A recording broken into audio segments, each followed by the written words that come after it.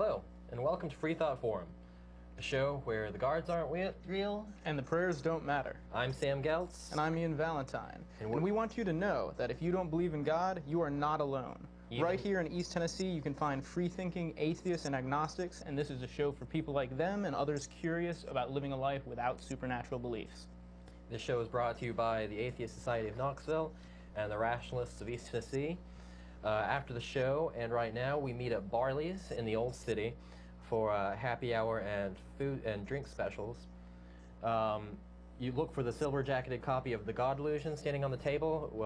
We're a pretty big group of 20 to 30 people. We invite you to come down after the show and talk to us. The monthly activities for the Rationalists of East Tennessee on the first and third Sunday mornings are usually lectures with lively roundtable discussion. The second Sunday is book club. The March book is Muzzled, the Assault on Honest Debate. The fourth Sunday is reflection gathering, a potluck afternoon gathering at a member's specific home. Our topic today is religion in the media and how it affects society as a whole. Today we'll be covering the evidence for the psychology of belief, or how multiple aspects of reality can be mentally reshaped under a faith-based perspective. Humans naturally look for patterns. Our minds sow chaos into a semblance of something recognizable. Rational thinking only comes later, after coincidental causality. That is to say, one's confirmation bias, the need to uphold a strict idea, will be satiated far before one would even admit that they may possibly be wrong. Schizophrenics, those having hallucinations, or undergoing seizures are all being flooded with an enormous amount of dopamine and other neurotransmitters. They see significance, connections, meaning in everything. And this is a useful tool. Better safe than sorry. Better be chasing after a non-existent prey than to be not running from an actual predator. And if you hope that your own thoughts can reshape reality, wishing for the probable becomes more realistic to the religious through prayer and trust that a deity is on your specific side. It was the common form of religion in animism, that the world is alive, that it itself has a consciousness, and that it can be easily categorized to the human mind if there's a cosmic sense of jurisprudence, because it is easier to deal with that than to slip into a depressive state of realism when faced with the cruelty of nature. While faith, certain concepts or worldviews may exist in all of us, it is never a valid reason to take someone else's word. Faith and willful ignorance are the tools to keep people not within a particular religion, but under the guise of religious leaders above them. They are tools for subordination and nothing more. And these tools start with the young. Religion is a virus that infects the young. You have to teach children this. You have to nail it into their heads, continue it through weekly or bi-weekly indoctrination at churches, and create an entire worldview not only based on the Bible, but based on the ideas that a group of people have. If you don't pump it into while the soft spot's still there, it might not even get in at all. What do we have happening in the news this week, Sam? All right, well, in the news, first we want to talk about this anti-abortion law that is passed, where abortion providers have to have a list, or on a list, a public list, where you are able to look up and see who works for abortion and provides abortions. Now, I think this is dangerous because of the it's already a dangerous job providing abortions. There's been many abortion doctors, such as Tillman, that have been shot, and conservative talk show hosts such as Bill O'Reilly try to incite violence against these people. Well, now the government, the Tennessee government, this is a Tennessee law, basically has almost a hit list for these people. Yeah, it's not only just the doctors that are listed on here, but all the women who are getting abortions. It's not necessarily their name, but statistic, demographic information on them, where they live, if they've had abortions in the past, how many pregnancies they've had, their health, their age, the location they're in. They're not able by law to list the names of the women that get abortions, but I think that this is a goal. They would if they could. Yeah, they're shooting for it. So instead, they list any information about it they can. Now, the problem that people have with abortion not necessarily is religious, but a lot of it does stem from a misunderstanding of science and a belief in the soul, and when a soul enters the human being. Yeah, if you don't have a belief in the soul, it doesn't necessarily mean that you don't have a problem with an abortion. It's very few people think it's a good thing. Everyone wants to lower the rates of potential abortions, but you also want to keep on track with lowering the rate of, the population increasing. And this comes into the form of contraception, which is also an issue in the news lately. Not only are there attacks on abortion, but now they're attacking contraceptives. And less contraceptives, of course, are going to lead to more abortions. They're going about it the wrong way. They believe that every sperm is sacred, as we usually say. Yeah, the reaction in the media has been kind of a backlash with especially women voters here, as like the guise and veil on the religious agenda has been pulled back. Because if you're going to attack both sides of the coin, no contraceptions, no abortion, your stance has nothing to base itself in other than your religious dogma. Yeah, well, as Bill Clinton has been quoted saying, abortions should be easy but rare. They should be a rare occurrence, and you do this by education and pushing contraceptives. Which certainly they're not on the side of, with mostly abstinence-only education, which used to prevail in our area. This leads to, back into our main topic of the religious' attack on information. They try to not even get contraceptives taught in school. Yeah, you'll hear people rarely. I've heard women say, I didn't even know that what condoms were. Yeah, like people are trying to attack the idea of giving them free for students, but just because it's available doesn't mean all the students are certainly going to turn into sex maniacs. It's not going to make the uncool kids, the ladies' man, just because their health office holds condoms. Tell that to Bill O'Reilly, and he's gotten some flack for that. Oh no, it's Rush Limbaugh. That's it. You also said, the importance of abortion and the child having a soul, and that's how you concern it. And biblically, there's kind of been a translation issue with this in Exodus, and how they deal with, if you're attacking a woman and she happens to have a miscarriage, and if the baby dies. For the longest time, the translations in most of the Bibles specifically stated about the death of the baby, and when they refer to the harm of the woman, they place that in higher regard of an eye for an eye, a tooth for a tooth, whereas if there was a miscarriage, it was just up to the husband what would happen as far as punishment would go. And as it was revised and there was a translation, they translated it to premature birth instead of miscarriage, so they could kind of put value on the personhood of the fetus. I think this brings up another point of how the Christian right have their own interpretation of the Bible. They say that they want to follow it literally, but when it comes down to it, they have their own agenda. It's not necessarily that, as you just quoted. Let's move on to... Once again, we'd like to remind you this is a call-in show. If you have any opinion on any topic that we have covered, we would love to hear from you and discuss it with you. All right, the other TN legislation that's been in the news is an anti-evolution law, and very sadly, it's passed through the Tennessee Senate. And I want to preface this news with the fact that it passed with a 24-8 vote. Those are our representatives that we have elected.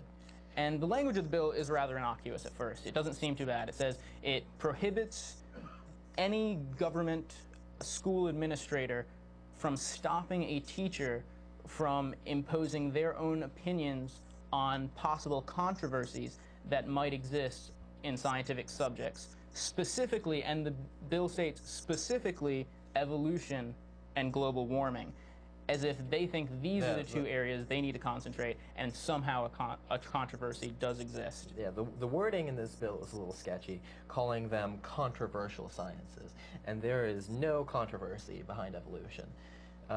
It is slanted, and it is obviously trying to push creationism into the classroom. Well, we'll get to how the controversy started, but I believe we have a caller. Do we? No, we don't. But we could, so call in now. This legislation started in about 2001 with No Child Left Behind. And it was Rick Santorum proposing amendments in it after he met with the Discovery Institute, which we will talk about later. they were really pushing the idea that there was a false controversy like within the scientific community, and they were trying to get this message out. And Rick Santorum has been a big proponent of all anti-evolution legislation, including the Louisiana State Education Act, which tried to do the exact same thing which the Tennessee bill does now. Luckily it was overturned, and hopefully we can see the same thing follow with this bill. Now this all is a little embarrassing for Tennessee, these past two laws that we have mentioned. Us as citizens of this state need to stand up and say that we do not support this, and take these people out of office and elect people that understand science. The opposition to this has been overwhelming from both the scientific community, academic resources in the state, and teaching commissions all here within Tennessee. Anyone involved, anyone that this bill affects, seems to be in staunch opposition, yet the Senate is just pushing it right on through. There's no concern for democracy and no concern for education whatsoever. It's a simple push of an agenda without concern for the populace it's affecting. And it really does shield any teacher who wants to impose their religious worldviews. Like when you were going to high school, you had teachers who just had problems with kids with Harry Potter. You'd get sent to the office for having this type of stuff. And now the teacher has more power because they're able to say pretty much whatever they want. They could make up, other controversies about evolution, misrepresent data, or just simply not teach the curriculum, and they won't get in trouble. It's really an attack on the source, attack on education in the first place. We'll get into this later in the show. Parents that aren't able to homeschool, and of course homeschooling is a big problem because it keeps your child in the bubble. It keeps your child from learning anything about outside things, and some parents are worried about their kids moving away from God when they go into school. College is notorious for educating people, obviously, but with education, they can move away from superstitions. Yeah, Rick Santorum is famous for saying that, the colleges are houses of indoctrination and they just promote elitist worldviews outside of any biblical teaching. Which is quite silly because that guy is rather well educated. And now they want to bring it down to the almost elementary level, where just don't teach the kids anything. Don't let them know that there's different worldviews outside of the Bible. Keep quiet. Put the religious leaders and teachers in charge and just move along. But I would like to applaud the local newspaper, the Knoxville News Sentinel, is against this, as are other local news organizations. So there is opposition locally, and we need to support these companies that do oppose this. If you are concerned that there's, a lack of evolution teaching in the schools, please call in. Or if you think there are actual problems with evolution, give us a call and let us know what you think the controversy is. All right, let's move on. If you are a member of the internet, you have probably seen the video, or at least the advertising of the video, Kony 2012. This video is about a rebel in Uganda who goes to villages, kidnaps children, indoctrinates them, and forces them into his army. Kony proclaims himself to be the spokesman of God and a spirit medium. He claims to have been visited by a multi-host of ghosts, including Chinese philosophers. Now, Kony's army is called the Lord Resistance Army, so it is religious. He wants to support a theocracy in Uganda, and Well, do you think that any of his accomplishments would have been possible without the guise of religion? I mean, what he's doing here is recruiting child soldiers. He's kidnapping children. The young children's minds are, as we were saying earlier, you have to get them when they're young, and they're more easy for him to control. He obviously uses religion to his own means. I think that he does actually believe in this. He is not necessarily what you would consider a straight Christian, because he believes in a type of African mysticism too, where he believes in spirits of animals and other ideas that tribesmen of that time believes. His father was a member of the Christian church, but his mother was a member of more of a animistic Voodoo priestess lady. Voodoo priest. So why do we know so much about Kony right now? Well, because of the video that came out, he has been around and doing this for a long time. Some things that he tells the children that he indoctrinates is he uses holy oil, blessed oil, and if they wear a crucifix in the oil, then bullets will not hurt them. He believes that it is a guard against it. He also himself wears a cross. Kind of like, magic underwear. Yeah, yes. He is a polygamist, and he has 88 wives along with 42 children. Before you continue, you want to answer the call? Do we have a call? Okay. Mm-hmm. Welcome to Freethought Forum. Can we get a name or a nickname? I don't know. I don't really know. How long has this show been going on? We've been on the air for about a year and a half now. Could we get a name from you? You're on the air. Zach. Zach? Yes. Well, how are you doing, Zach? Do you have a comment or question for us? Yeah, I think atheism. I think abortion in general is just awful. I mean, they can kill babies and take away people that can be possible cures for cancer. I mean, that's just awful. What do you have to say about that one, huh? Well, you cannot base potential on something that isn't there yet. You could say the same thing that something is going to cure cancer, but you could say that he's going to be the next Hitler. Yeah, it's a double-edged sword. Potentiality in an argument is baseless. Just because, the baby may do something doesn't mean that it will, and it doesn't mean that the things it will do is good. And if you're going to talk about potentiality, then having this baby might restrict the mother from later having more children.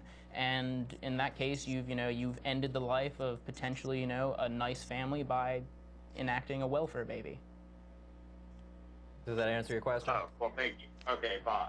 All right. The lines are now open again. If anyone else has a question, you can go ahead and call. As we were talking about Coney. Coney insists that the Lord's Resistance Army are fighting for the Ten Commandments. This is the biblical Christian Judaic Ten Commandments. There's not much really to fight for there, is there? You're fighting for no murder? You're fighting for no theft? I mean, he's kidnapping children, killing people, he's probably doing it on Sunday. He's obviously a hypocrite, but religion can be used and has been used as a device for war. He's also funded. His arms are funded by Muslim extremists. So he kind of flip-flops on even his own religion at times to gain favor from Muslims and other religious groups. I don't really want to say it, but Coney seems like the amalgamation of all evil religious ideals. He has support from all sides and all their worst ways. Oh yeah, and of course before I get to that, let me give you this direct quote from Crony. Is it bad? Is it not against human rights? And the Ten Commandments. It is not bad. He does not believe he is bad. I think we have another call. Okay. Welcome to Freethought Forum. Can I get a name or nickname? Yeah, this is Dale. Hey Dale, do you have a question for us? Actually, I have a comment. Okay. What Coney's doing here is exactly what Christians want to do, is get the children and make everybody's children believe that the way they do. That's obvious in any sort of oppressive movement. Make the children, teach the children, and then they will grow up and be a potential congregation member for you. Well, he doesn't let them get that far. Excuse me? Yeah, short lifespan. Yeah. Yeah. Having a little trouble hearing you. Anyway, I do have one comment that is I found kind of interesting that I found out the other day. As animals or as part of nature, animals, deer, lions, and all of these creatures, they have their offspring when they're ready to take care of them, when they're mature. Mm-hmm. They mature faster, and the offspring themselves hit the ground basically running for the most part. Yeah. They are almost fully capable when they're born.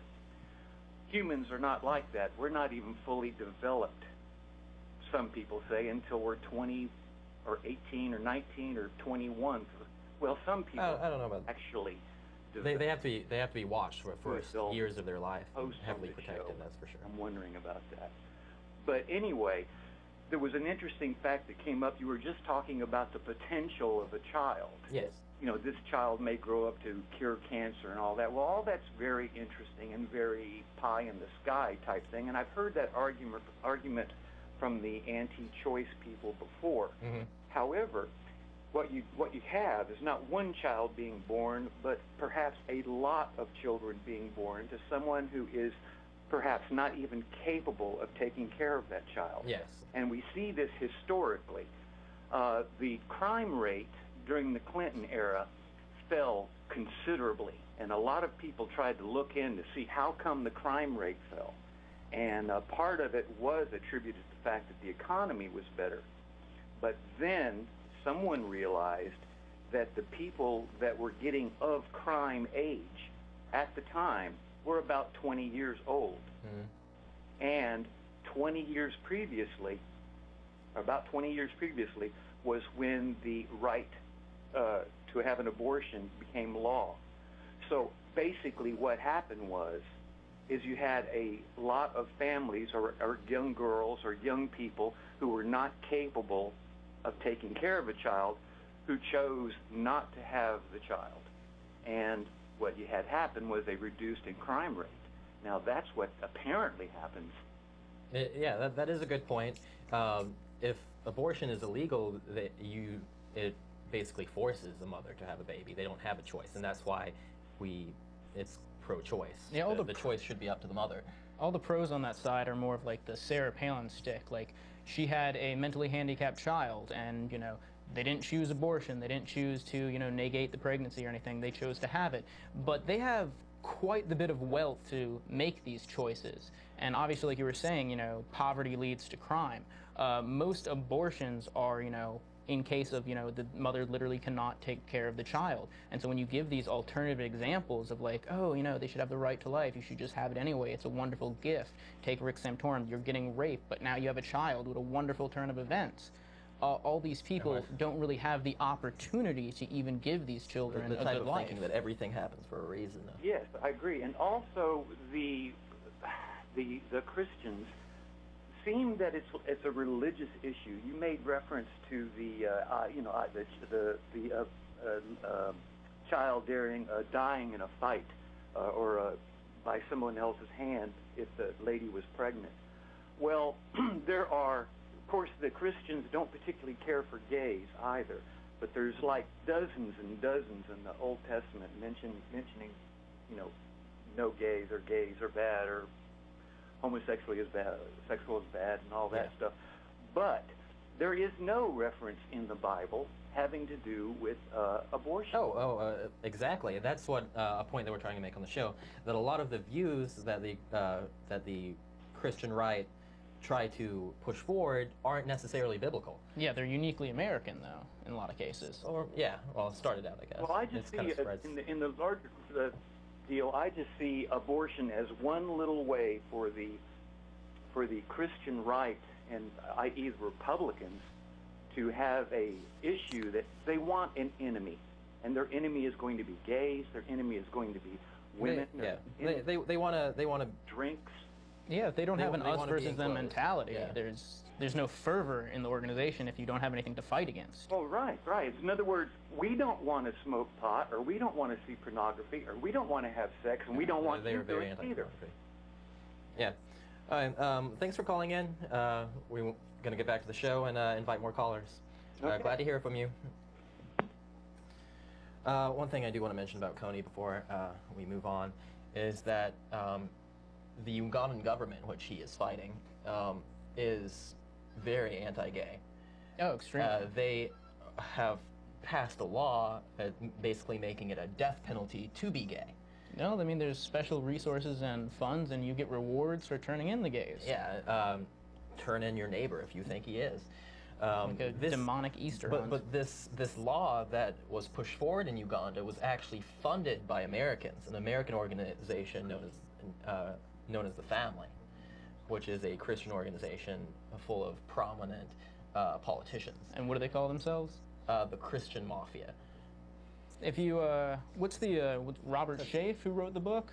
We urge you to go out and look. There's a book on this whole topic called The Family that an author recently wrote, and he infiltrated the organization and explored its leanings. And if you have, you know, kind of a steady stomach, you should give it a read because it's quite the eye-opener. All right, let's move on. As far as the events that have been occurring, there's a Rock Beyond Belief, a secular event here at Fort Bragg. And if you know anyone who's serving our country, you certainly know where this is. It's a large military base in North Carolina. And most people from the area, if you go into the service around here, do serve at this station. It starts the 31st, and it is mostly in response to the Billy Graham festival concert Christian experience they had in 2010 at the military base. This was funded by the government, which in my opinion is a brash violation of the Constitution.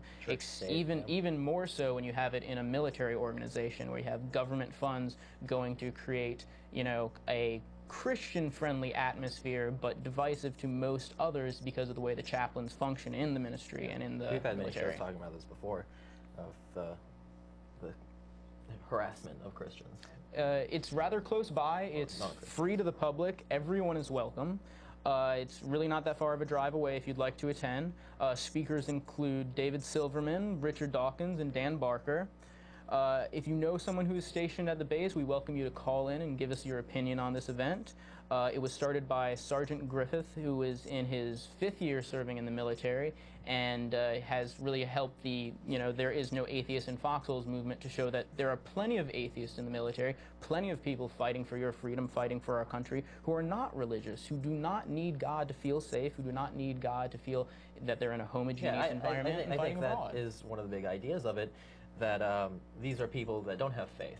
The people that go into battle, they don't pray before battle. They don't think that God is protecting them when they go into battle. They know that the protection they get is from their brothers in arms. And yeah, the people really want to tell you that there are no atheists in foxholes because here are these brave people they want to point to, and you're like, oh, you can only be brave with God. And it's completely not true. And the spin on this has been kind of disgusting, and mostly from the Fox News cohorts, who took some lyrics from one of the bands that are going to play there, Aiden, and then started saying that, oh, this event is actually promoting the burning of churches, when all they're doing is misinterpreting some satirical lyrics. All right, we have another call. Hello, welcome to Freethought Forum. Can we get a name or nickname? My name is Whitney. Hello, Whitney. What do you have for us today? I don't see how you said that in the Bible it said that it doesn't say anywhere that you shouldn't get an abortion. Yeah. Okay. But it specifically says that you shall not kill, you shouldn't kill. Well, that's kind of making a stretch. It depends on what you mean by kill and murder. I mean, people are killing and murdering each other all over the Bible. The definition of murder, especially in a biblical sense, has been reviewed by many people. And what we were saying before was that older biblical translations didn't even seem to classify the fetus and the preemie as a person.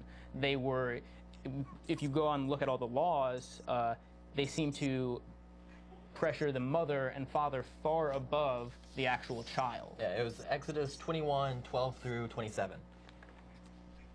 Okay, doesn't it also say in the Bible that before I knew you, I formed thee in thy mother's womb, in Jeremiah? Oh, well, that's basically saying that God made you inside somebody.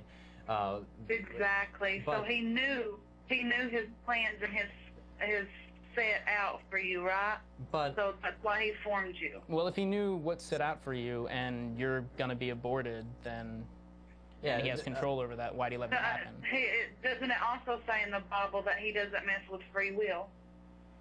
Well, God... the statements on free will in the Bible are not really... I mean, if you can point to a passage, I'd love to hear any and we are... I can point to a passage. Okay. Okay, well, in the meantime, while you look for that, another point is that, I mean, this is for Christian believers. We don't believe the Bible to be true, and a lot of other people don't. To say that you believe that a person becomes a person at conception is not something that everyone believes in, and to mandate abortion, or to mandate abortion as illegal, is forcing those ideas upon people who don't necessarily even believe in it. Okay. I was 13 and I had a baby. And he is 9 years old. I graduated high school and I started college. Congratulations. And I take care of him just fine. And I've done it all by myself. I even had to raise my little brother. Okay. So it is possible, and everyone has the right to live. And when you was talking about abortion, I had the choice to abort him or not. Exactly. But And you did. I was raised my whole entire life to never, ever to hurt a child. And yeah, you had the choice. What if you didn't have the choice? What if you were forced to have the baby, as so many people actually are? If I was forced, it's something that doesn't ever cross your mind. Like, the only reason this is a good thing is, in your statements, is because you had the choice. I mean, if you were forced, it would take all of the, the goodness that you're proposing out of it. Yeah, I'm sure the potential is viable. If it was what? I wasn't allowed to. My dad wanted me to, but my mom told me no. So I lived with my mom at the time.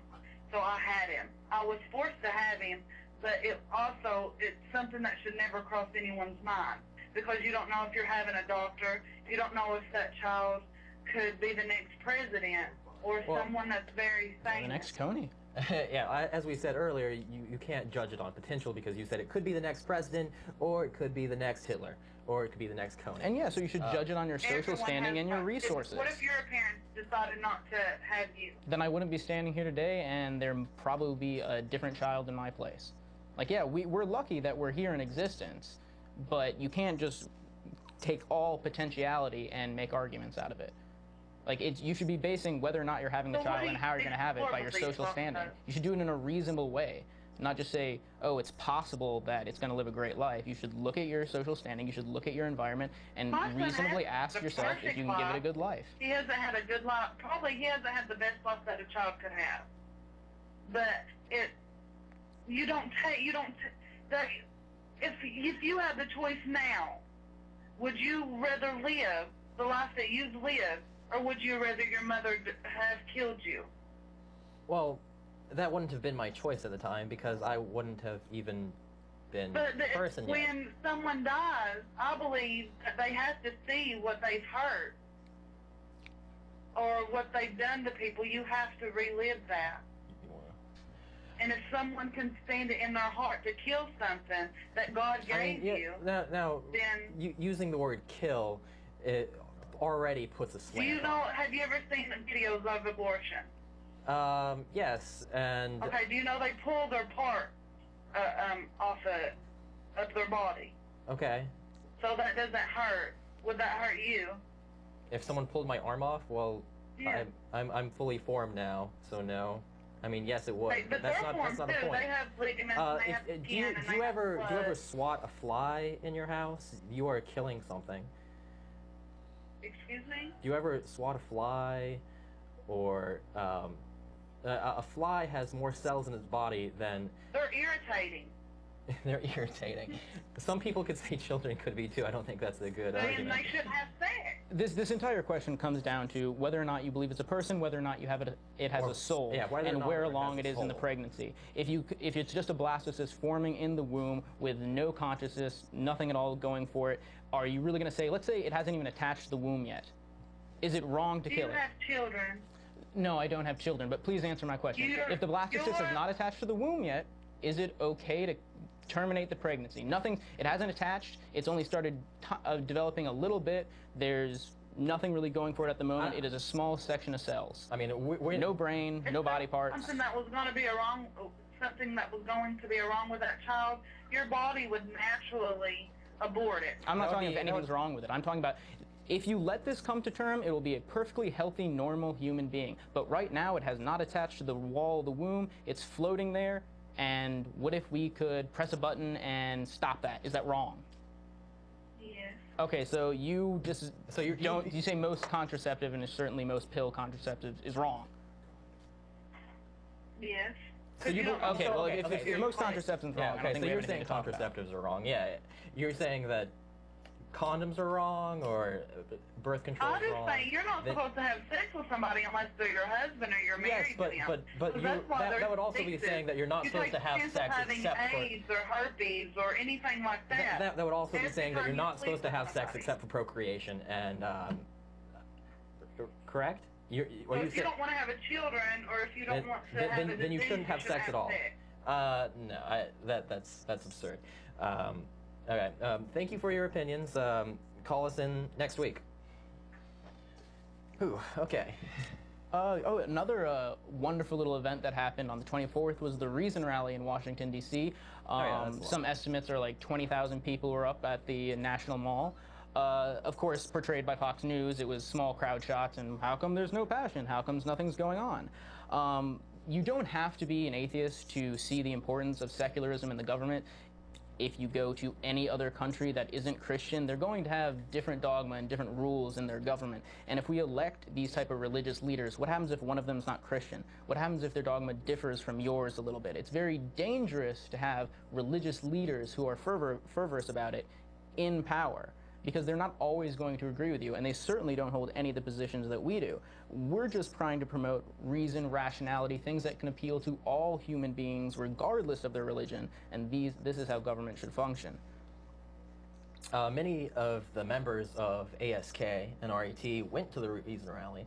If you are watching the show right now and you visited the Reason Rally, call us in and tell us how it was. I'm sorry I couldn't make it out there. The major spin on this has been by Fox News.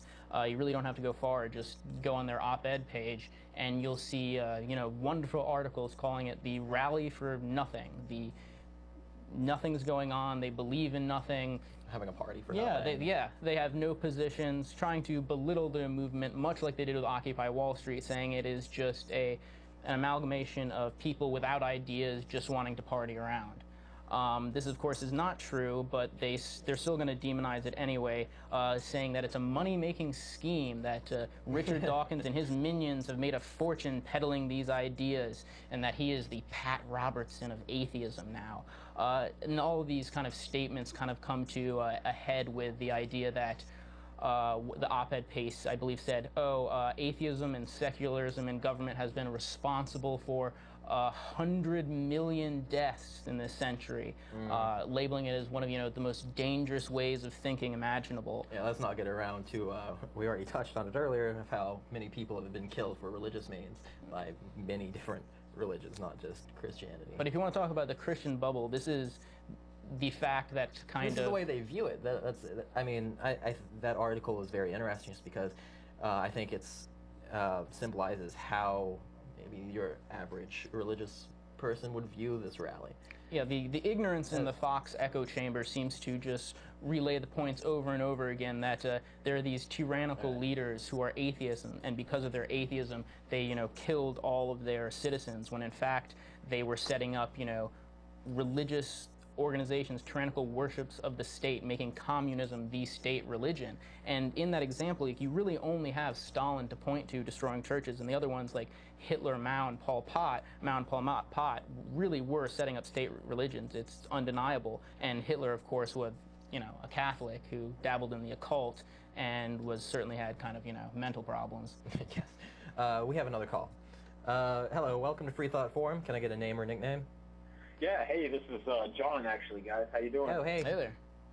I couldn't help it. I was watching, I was listening to the last caller, and it looked like you guys, you said everything you could, but I did notice that she had made a statement that, if there was something wrong with a fetus, that the body would just abort it naturally. Yeah. If it were some type of fail-safe mechanism, and that partially, some of the time, that's true. But that's an out ignorance from her, because babies are born without brains, they're born without hearts all the time. And it seemed to me like she was just simply ignoring that, willful ignorance, and I just wanted to point that out. That's one way to put it. Yeah, it especially annoyed me. And it's this type of mindset. She's already got the truth, and now she's going to try to support it. And I wanted to point out this terrible way of thinking. Just take advantage of this moment. That's what's wrong with their mind. And anyways, reason and evidence prior to making that decision. Oh yeah, of course. Do you have anything to tell us about the Reason Rally? Well, I'll tell you this: it was freaking awesome. Of course. It was cold and wet, raining, about 50-something degrees. So it wasn't that cold, but you know, with the water, it makes it worse. Yeah, and you fight through it. Yeah, I stood there for I think I was standing for 9 straight hours. It was incredible. I hadn't heard a lot of the comedian Tim Minchin, but he was great, and I plan on listening to him a lot more. Oh yeah, I've seen some of the video of some of the people that have been there. There's some already great quotes and ideas that have come out of this already. And yeah, we encourage those who missed the Reason Rally to attend the rally in North Carolina at Fort Bragg on the 31st. Oh, thank you so much. I will be there as well. And yeah, Saturday, free admission. I think it's either like 8 to 8 or 10 to 8 or something like that, the whole day, and everyone's welcome. That's an especially important one because the base is trying every way, the chaplaincy there is trying every way to prevent it from being a fun thing. Yeah. Can't prevent it from happening, so now they're going to prevent it from being fun. And as a veteran, I know exactly what they're doing. And any callers or viewers that are watching right now, you know exactly what I mean as well. They're trying to prevent it from being fun. So show up and have fun. I'd like to get your opinion on the idea. There's like Major Doughty, who runs a anti-atheism and a blog that's really critical of secularism. And he is a major, and he's far above, you know, Sergeant Griffith, and far above all the people who are going to be attending this. And I wanted to get your opinion on, you know, how do you dissent from these people who are in charge of you when the organization you're a part of explicitly, you know, forbids it? Well, that's an interesting case. Sergeant Griffith is enlisted, and you know, he's a great soldier, by the way, too. I got to talk to him at the Reason Rally, and he's got his stuff together, and he's a guy that will listen and will obey his commands. And so, as an enlisted personnel, you are to obey everything except for unlawful orders. Well, in this situation, you're never going to have hardly ever a major directly influencing you himself. It's going down this huge chain of command. And Justin Griffith, or someone like I was at a position I was at, and most of the Army, most of the people in the military, are getting these dictates from non-commissioned officers through this chain of command. And the major's not going to get that dissent. Even if it did occur, he's only going to get official types of things, which can be misdirected and hushed in just a variety of ways that I couldn't possibly go into right now. But and actually for the same reasons that Justin Griffith can't do it, because I'm still active duty. Yeah. So, but I would like to, one more thing. I'd like to, because you asked about the Reason Rally, just if I were to sum it up quickly, this is about getting closeted atheists to come out. This is about supporting them. This is about strengthening our movement. Yeah, giving us some legitimacy. Yes, exactly. And that's the short version. There's this huge, longer version. There are many people out there, and we all know quite a few of them who are they can't come out. There's no way. Yeah. And you have to. It's an ugly situation. Yeah, it can be hard. That would be the. I'm sorry. Go ahead. It can be hard for them. They fear being attacked by peers, relatives, co-workers. Yeah, and your support structure is based around Christianity. You got and without some sort of legitimacy for non-belief, it's a hostile environment out there, especially in this area. And so it can be hard or downright, as far as pragmatically, just impossible. Yeah. Thinking of one person in particular now, that Greta Christina did had a great little bit about that on, I want to say Monday, and I saw that right before I waited for her, and then I think I left Greta for that. But anyways, yeah. So the next one's in Austin, Texas, and then of course a week from now we've got Fort Bragg, Rock Beyond Belief, and that should be a lot of fun, no matter how much it's not fun. It's a great. It shows that the movement has grown, that we can have these type of things, and that we can draw that kind of crowd somewhere. Exactly. Thanks for calling in, John. Yeah, I no think we're problem. going to move on to more callers and our topic. Yeah, they really want to delegitimize the movement by painting most atheists as nihilist, it seems. Oh, yeah. Which I really don't Believe really in understand. nothing, attack on nothing, believes in nothing. Yeah, I mean, as long as your opponent doesn't have any type of framework to look at, there's nothing to argue against. Do you want to take a little bit on homeschooling? Yeah, let's talk about that. Well, the parents in a homeschool child really want to control the children already in a religious environment, and it gives the parent the ability to control the daily aspects of their children's life. And without the Christian homeschooling system, the patriarchy would just fall apart. This was really popular before the public school system was more wide-reaching around America. And you have, like, all these children growing up, and if they do go to university, going to a Christian-based or faith-based schooling system and continuing the problem. A lot of these supporters for right-wing fundamentalists or traditionalists are people who have simply not seen the world and have very, very narrow views because of a limiting education system. As we were talking about earlier with the Tennessee anti-evolution law, the problem is knowledge. If you keep them in homeschool and control the school they go to after that, going to a Christian college, they are limiting knowledge. Yeah, knowledge is the enemy of faith. It really is. Homeschooling is billed as, especially religious homeschooling, is you don't need anyone. You're fine to teach your kid. If you got God on your side, you and Jesus can teach your kid everything they need to know. They don't need to know about the world. They just need to know about being saved. And, of course, they're going to experience the world, and this is going to have negative effects. And teaching a very twisted view of science, very misunderstood view, believing that humans used to walk around with dinosaurs, that dinosaurs used to be friendly to humans, that they could get along, that dinosaurs' sharp carnivore teeth were really used to eat plants. I've seen this. Big smiles. Yeah, I've seen this before in creationist videos. We have another call. Hello, you're on Freethought Forum. Can I get a name or a nickname? Brian? Hey there, Brian. How you doing? You have a question or comment for us? Yeah, I was just wondering, do you guys, both of you, believe that faith does lead to ignorance? I think faith, as I said, knowledge is the enemy of faith. Faith tries to tell you that don't study things, don't look beyond it. Look to God, learn things from God. And the material simply isn't there. You can have knowledge about a subject and still have faith that it's wrong. You can go and study evolution and not be ignorant of it, but still believe that all the tenets are wrong and believe in, biblical prophecy instead.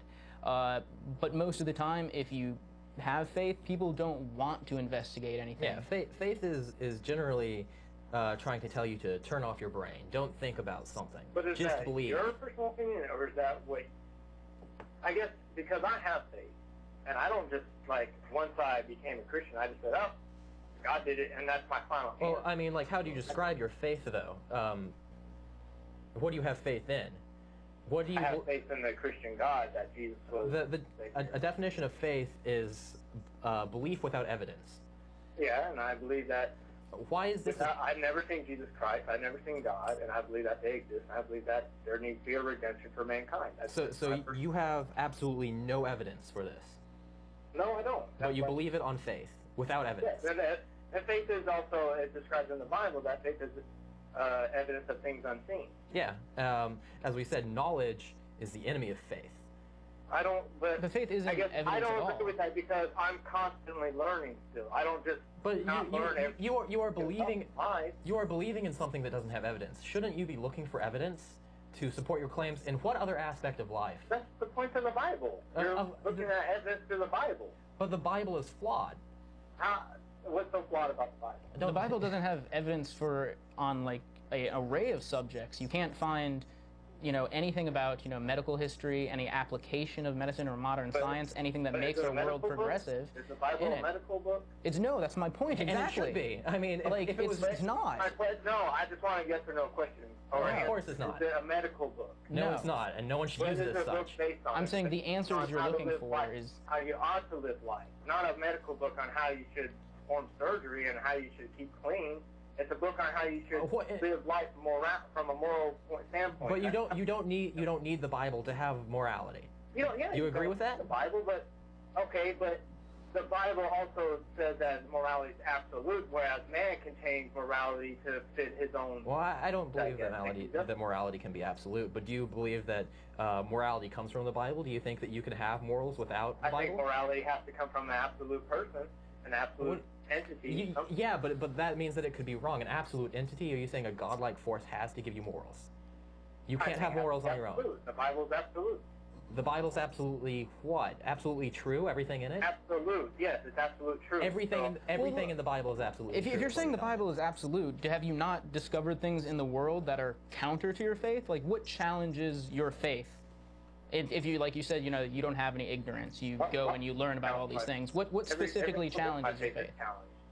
What's that? Every day my faith is challenged. You know, like, I want like a specific example. If you have, like, you know, all of this knowledge that you're acquiring. I'm not saying that faith always leads to ignorance. Faith most of the time leads to denial, and that seems to be your case. Of what?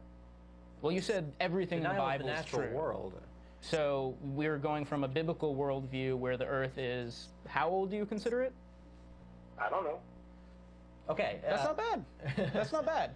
That's a great answer, actually. Well, I guess you don't have faith if you're going to have agnostic views on that. That's okay. People take that. You got a lot of these creationists that say 6,000 years old.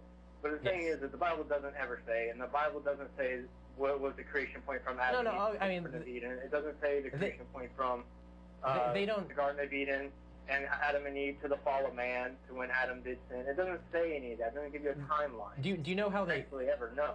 They get the 6,000-year-old statistic by measuring ages of the begats. People Christians have studied the texture to get that number. Yes, it doesn't say that in there. Mean that it was a direct descendant, saying that it was a descendant of that bloodline, not necessarily a direct descendant of that bloodline.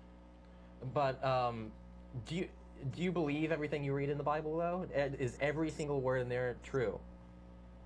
Well, if I'm going to have faith in it, I have to have faith it's true.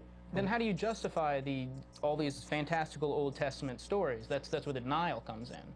Like, you certainly don't have ignorance about the subject, it seems, but if you're going to propose that the Bible's infallible and the stories of Noah's Ark and ancient, mostly Sumerian tales are all real, you know, reality is going to have a problem with that. Yeah, let's focus on the Noah's Ark story. Do you believe in that? Because we were wanting to get to that. I believe there was a worldwide flood. But there is no evidence for that. If there was a worldwide flood, we would have tons of evidence. It would be obvious that happened, and we have none. How's there not evidence of the worldwide flood? I guess if you look at it from one point of view, then yeah, you would see no evidence. You believe that there's plenty of evidence. You believe that a man put every single animal on the earth onto a boat, and that how many animals were there on the boat again? Well, they didn't really have. Evolution is true. When there have been less evolved animals at the time from a common ancestor. Evolution works a little slower than that. Yeah, the existence of human beings to build the boat and to have this type of society where he's able to create this. It didn't happen in like 2 days. It happened like in 400 years. Yeah, 400 years is very short. Yeah, that's evolution does. This is something that the Discovery Institute promotes and Answers in Genesis promotes. It's quick speciation and quick evolution right after the flood, as all the animals got off the boat and quickly evolved. And what about inbreeding? He has 2 of every animal. Wouldn't there be? There wasn't 2 of every animal on the boat. If you read the Bible, it says there's 7 and they're put into pairs. 7 what? Animals? Claims. Oh, okay. But no. If you are going to go with the Discovery Institute teachings and Answers in Genesis, they have kind of their stuff grounded in pseudoscience. But if you're going to look through this, how can you, like, what aspect of faith is leading you to believe this and deny the entire scientific community's consensus and most of the global population's consensus on this subject? I don't deny. See, I guess that's the thing. This is going to say evolution is absolutely not true. The thing is, I don't know if it's true or not. I don't see any but you can know. Physical, true evidence that flat out says this is evolution, because I have never seen anything evolve in my life. Did you get a flu shot? I have not seen a human being evolve. Human beings are evolving all the time. Did you get a flu shot this year? It's not hard to notice. Did you get a flu shot this year? What's that? Did you get a flu shot? Did I get a flu shot? Yeah. This year? Yeah. I got a flu shot. Did you get a flu shot last year? You know why I got a flu shot this year? Because I was doing it for my girls. I've never got a flu shot. That's not the point. Did you get a flu shot last year? No. No? Okay. Well, people get flu shots every year, and the reason for this is because the virus evolves to the flu shot. The virus, the previous inoculate... Slightly different word there. It mutates. Mutates? Okay, you have a vast misunderstanding of evolution if you're No, going to deny it. But you said that you're not sure if it's real. Look into it. Okay. You have a misunderstanding. I think you guys just recite things you learn. You don't actually look up what word mutate. You're telling us things about the Bible. You're just reciting what you've read in the Bible. How we are reciting things that we have learned. You are reciting things from the Bible. But is it still a virus? Yes, it's still a virus. Okay, then what's evolved about it? It's still a virus. Okay, evolution can happen, and speciation is a result of evolution. But we're talking about greater animals and not viruses, viroids, and bacteria. As far as the comment of, oh, I just recite things I learn, no, I've worked in a lab. I've observed these things firsthand. Evolution on the scientific community is all agreed. It's a fact. It's not controversial. It's not impossible to know about these things. It's very easy to study. It's very easy to demonstrate. We have seen speciation in the real world in multiple aquatic animals as well as insects. It's not controversial. As I've been saying, knowledge is the enemy of faith. If you actually looked up and tried to learn about evolution, if you tried to learn about evolution science, if you tried to learn about why Noah's Ark isn't true, why it is impossible that it happened. The conversation's over because you just won't answer the question. What's your question? We have 2 minutes left. What's your question? One animal. Name one animal that has evolved. It's a certain type of small shrimp creature. I can look it up if we had internet access. Here's a better thing. Go to Google. The internet is amazing. I bet you have it at home. Type it in. Type what animal has we observed speciation in. Okay. Yes, Google. Everyone at home can play along. Type in observed speciation. Do you think that he's going to look that up after he called? I think he's going to so. go on the internet and try to educate himself? He said he wasn't sure about these things. I really have high hopes. He was at least admitting his ignorance on the subject, which just means he does not know about it. You have access to the internet, and if you're denying yourself a Google search, you have a problem. I think he did answer a question, does faith lead to ignorance? He felt like he did not need to look these things up. He feels that he does not need to study this because he has faith. Yeah. I mean, I guess I took... So I think he answered his question. I took too much on faith when he said he had studied it all. Yeah. We only have a couple minutes left, so I'm not sure if we can get another call in. I know we have one on the line. We might be able to answer a quick question from him, but other than that, we'll have to wrap up. I don't think we'll get him in time. No. Well, this has been a program by the Rationalists of East Tennessee and Atheist Society of Knoxville. Where are we meeting afterwards? We're meeting at Barley's down in the Old City. Join us down there for happy hour, eat some food with us, nice conversation. We're friendly people, just don't preach, proselytize, provoke, or punch. But we are willing to have a conversation with anybody. Now that we've got that in, do you think we can answer our call? Yeah, we can try. I'm going to go ahead and put him on. Hello, welcome to Freethought Forum. We only have about a minute of the show left, so can you give us a quick question? No, I'm all right. No, he's all right. Okay, well, thanks for calling. Call in next week. We can get to you then. All right. Would you like to end the show with a famous Pat Robertson quote? Oh, okay. We actually weren't able to touch our subject at all. But here's a quote that I like from Pat Robertson that shows his ignorance about feminists. The feminist agenda is not about equal rights for women. It is about a socialist, anti-family political movement that encourages women to leave their husbands, kill their children, practice witchcraft, destroy capitalism, and become lesbians. Anything that challenges the Christian patriarchal system is a major threat. All right, how about one more for fun? Well, of course, he believes that Haiti swore a pact with the devil. True story. And that is why they were punished by the hurricane. I wish that we had more time to even discuss our topic, but we are done today. So watch us next week. Thanks for calling in. Have a nice evening.